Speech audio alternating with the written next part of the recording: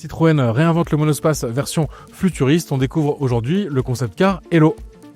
Dans un monde rempli de SUV, c'est en effet la promesse de la marque française en proposant un véhicule compact, 4,10 m de long, soit à peine plus que l'actuel Citroën C3, mais avec la possibilité de transporter jusqu'à 6 personnes. Une taille mini qu'on a du mal à percevoir de l'extérieur, avec ce design monovolume, de nouveaux codes pour le design Citroën et ce joli orange fluo qui tend vers le rouge. Les pare-chocs en polypropylène expansé peuvent se démonter facilement. En cas de bobo, une potentielle réparation express que pourra réaliser lui-même le propriétaire du véhicule. Goodyear a travaillé sur des pneus spécifiques pour ce concept, des pneus avec une bande de roulement multiforme et connectée pour donner la pression en temps réel ou indiquer un problème via un affichage lumineux.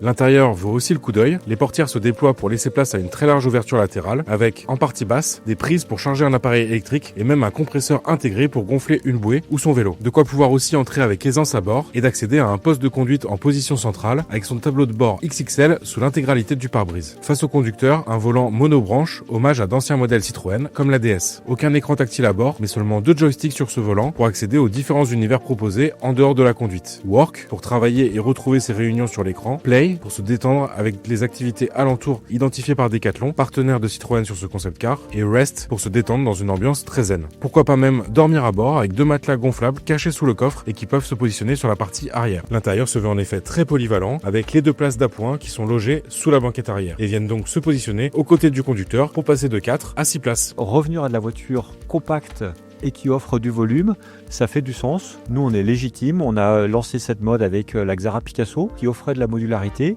et on se dit c'est le moment de tester comment le marché va réagir. Pas de confirmation encore que ce prototype il débouchera sur un modèle des séries, mais c'est vrai qu'il a le mérite de poser cette réflexion sur ce que doit être un véhicule familial moderne, peut-être plus simple, plus rationnel, et il sera visible pour la première fois pour le public au Salon de Bruxelles début 2026.